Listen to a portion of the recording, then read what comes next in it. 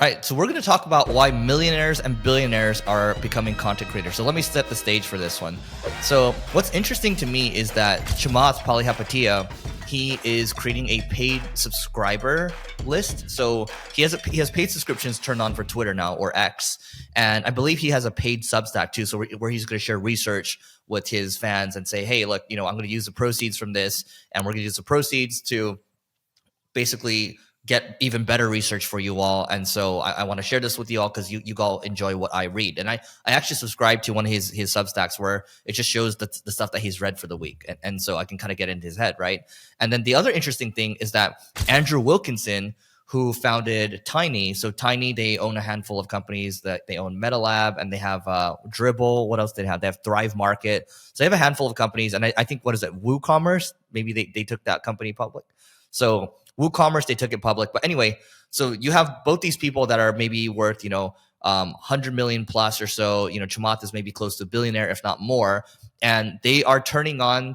So Andrew Wilkinson, sorry, let me back up a second. He also turned on a $29 a month Twitter or X subscription. And he has to basically, contribute to the community once a month, or else people are going to be upset, right? And that maybe makes him like, 10, 15, 25 grand a month or something like that. So I find it interesting that millionaires, billionaires, more and more people are getting into the content creation game. It's not just the Mr. Beast of the world. But it also helps him too. Like if you look at Chamath, his following, creating content, also helped more people learn about the SPACs that he produced, which in theory, I bet you there's at least one person who follows him who bought some of the SPACs anymore. I know, but because of all the content he's pushed out and all the followers he created, there's people who bought there's at least one person who bought one share because of knowing him and following him from Twitter. And that, of course, helped him make money. There was a big expose. I don't know if you ended up seeing it on his success. I don't think many of them worked. No.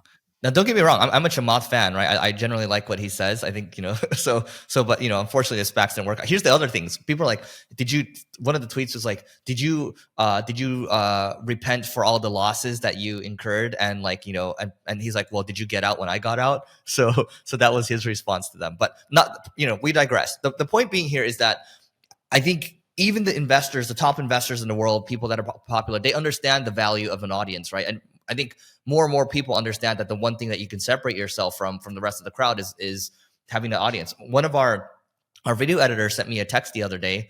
So when we record, Brad, and he's like, should I build an audience, right?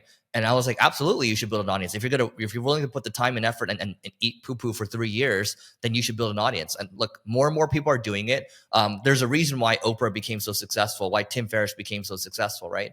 They all came up with their own angle, and then they just continue to do it for decades. Dude, totally. And oh, by the way, speaking of Ferriss, dude, look how much money he made from things like Shopify, Uber. Building an audience is more than just making money from something as simple as charging for information and having a subscription. You can make a ton of money from other things as well, such as, the audience investing in a company or following you or helping you get business deals. Like there's so much to be made by building a brand and, becoming a content creator.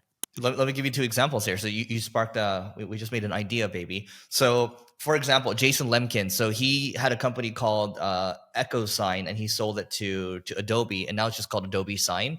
And he did well with it, right? But what he did afterwards was he was just answering questions about SaaS, software as a service, on Quora, which is a question and answer website. And that's how he started building his audience. And eventually he made that, he parlayed that into SaaStr, which is probably the largest SaaS conference in the world. And that does, probably $20-25 million a year or so. So it's a great business.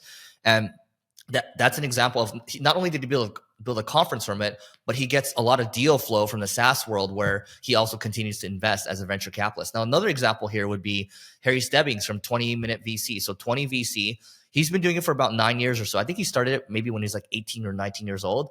But because he's done these VC podcasts for so long, he's gotten access to a ton of deal flow, and that's what led to his success, right? I don't think he has any operating experience at all, but it just goes to show you. And by the way, Tim Ferriss, I think he has some operating experience. He's done some e-commerce businesses, but not like to the level of, hey, like, you should be an advisor. In my opinion, right? Like I don't think he has. Sorry, I don't think he shouldn't be an advisor. My point is, he doesn't He's necessarily saying have the operating experience of like a Uber or like a Spotify or a Shopify.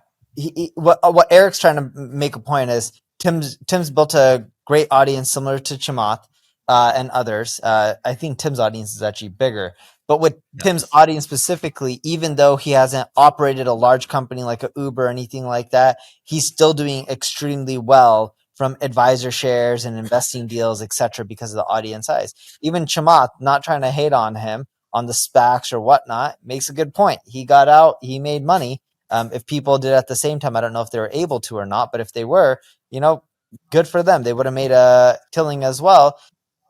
The guy's done well from his audience. Whether you love him or hate him, you got to give him props for how well he's done building, fostering the audience and using it to make money. Yeah, and I think there's something interesting about being a creator because it shows in public whether you're actually a good creator or not. Now the Chamath thing, interestingly enough, I did buy into the SPACs when he did it, and I got out pretty early too because I was like, I don't think that these are going anywhere, right? So And you made money? yeah, so none Good of for us you. we made money. None of us, by the way, like none of us are hating on Chamath, Andrew Wilkinson, Tim Ferriss, or anything like that. They've all done great for themselves. We're just saying like everyone has their own angle. It doesn't like just because you don't have operating experience doesn't mean we think any less of you or anything like that. So Yeah, and at the end of the day, building, like, I look at Chamath, Wilkinson, Tim Ferriss, Ferriss. etc. I look at them as smart for doing this. It's not about hate. It's a smart thing to do. How people leverage it, that's up to them. There's no right or wrong way. But at the end of the day, if you build an audience, you're going to be better off versus if you didn't build an audience. It's that simple. Well, let's give some numbers here, Neil, because I think you've probably been creating content for about 20 years or so. I've been creating content maybe for about 10 years or so, something like that, right? Sure, I'm a little less than 20, but yeah. Yeah. Point is, like, this stuff takes time. So anyway, that is it for today. Please don't forget to rate, subscribe, and check out this video over here, and we'll see you tomorrow.